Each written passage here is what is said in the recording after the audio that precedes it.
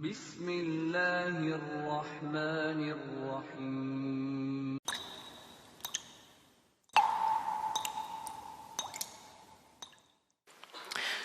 Ustadz izin bertanya, bolehkah secara aturan agama syariat Islam kita berpegang pada beberapa madhab tanpa sengaja? Teman-teman sekalian begini. Madhab, saya pernah terangkan, beda dengan manhaj. Kalau manhaj, itu jalan yang lurus yang mengantarkan kita pada dalil petunjuk. Dari Al-Quran dan Sunnah. Jalannya. Sedangkan dari jalan itu, nanti, ada yang satu cara, yang tadi saya sampaikan, ada beragam cara. Sepanjang semua dari Nabi itu manhajnya sama. Kalau yang dari Nabi itu ada keberagaman, kita kan harus pilih. Gak mungkin semua-muanya. Kita kemudian terapkan dalam kehidupan ibadah kita. Tadi bismillah ada 4 cara. Antum kan gak mungkin 4-4-nya diterapkan dalam sholat. Begitu mau sholat, sebutkan ke-4-4-nya. Pak, saya aja yang imam deh. Ini kurang nyunah nih imamnya. Masya Allah. Kan bismillah ada 4 dari Nabi. Saya akan bacakan sesuai dengan sunnah. Masya Allah. Jadi imam dia maghrib. Bismillahirrahmanirrahim. Bismillahirrahmanirrahim. Tidak dibaca sama sekali. Masya Allah, gak bisa. Antum mesti bacakan salah satu dari 4 itu. Ketika antum pilih salah satunya, maka pilihan antum disebut dalam bahasa Arab dengan madzhaba ilaihi. Yang cenderung saya pilih. Madzhaba ilaihi. Disingkatlah oleh orang Arab dengan madhab. Madhab. Pilihan yang cenderung saya pilih. Jadi bermadhab itu artinya memilih satu pilihan yang memang saya harus terapkan. Ini keniscayaan. Gak mungkin orang Islam tidak bermadhab. Mustahil. Madhab itu mengambil yang kita pilih. Cuman pilihan mana yang diambil itu kembali kemudian kepada pengetahuan kita. Lihat siapa yang menyampaikan pada kita, thiqah atau tidak, ulama mana, sumbernya tersambung pada Nabi atau tidak. Maka dari situlah kemudian kita dapatkan.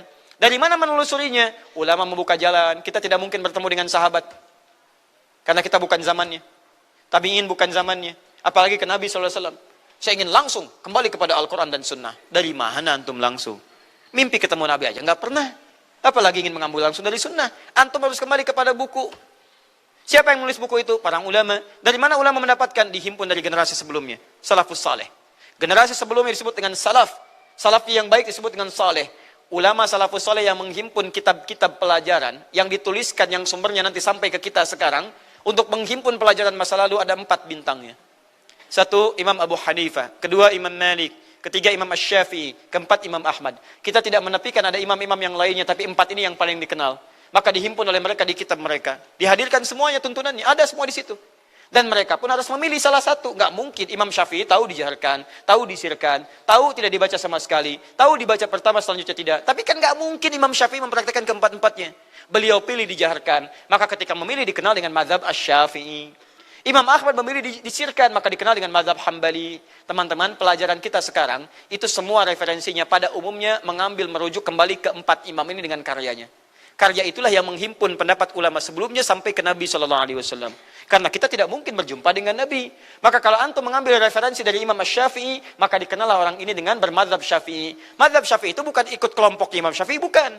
Maksudnya mengambil dari Nabi lewat jalur Imam Asy-Syafi'i. Ngambil dari Imam Malik, jalur Imam Malik bin Anas. Dari Imam Abu Hanifah ngambil, disebut dengan Hanafi. Dari Imam Ahmad disebut dengan Hambali. Jadi semua orang Islam mesti mengambil lewat jalur mazhab untuk menemukan satu manhaj kembali kepada Nabi SAW. Mustahil ngambil sendiri, pasti lewat situ. Ya, Syekh Al-Albani misalnya ngambil lewat jalur Hambali. Ibnu Qayyim Al-Jauziyah ngambil dari Hambali. Syekhul Islam Ibnu Taimiyah ngambil dari Hambali. Syekh Ar-Rafi'i ngambil dari jalur Imam Asy-Syafi'i. Syekh Abu Wahbah Az-Zuhaili dari Asy-Syafi'i. Dari situ. Misal siapa lagi? Suhnun, Imam Suhnun dari jalur siapa? Imam Malik. Ya, Syekh Ar-Rabiti dari jalur Imam Malik.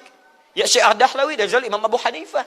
Syekh Abu Yusuf Muhammad dari jalur Imam Abu Hanifah. Semuanya kembali pada Nabi SAW. Jadi kalau antum misalnya ingin mengambil dari salah satu pendapat Imam Madhab, itu diartikan bukan jadi kelompok bagian darinya.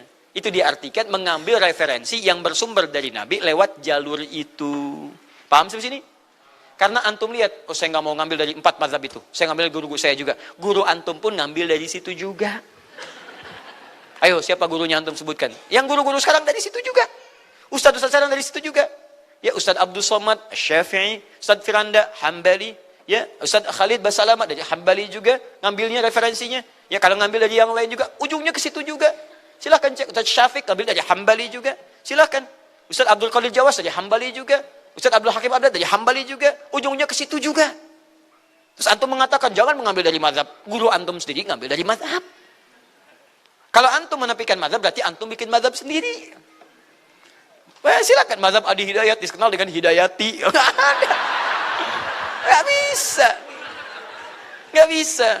Saya pun ngambil dari situ. Ya, saya termasuk yang terbuka. Kalau ada kebaikan ambil. Ah, sudah ya. Bukan zamannya kita berselisih pada yang seperti itu. Mungkin karena belum tahu saja. Makanya kalau belum tahu, belajar untuk tahu. Jangan ribut. Ribut tuh nggak ada gunanya. Banyak ustadz-ustadz yang baik. Saya sering tegaskan. Saya di Surabaya tegaskan. Ada yang baik, ambil ilmunya. Saya sering katakan, sekalipun yang pernah menahdir. Saya menahdir karena belum tahu, karena belum kenal, belum ketemu, belum ngobrol.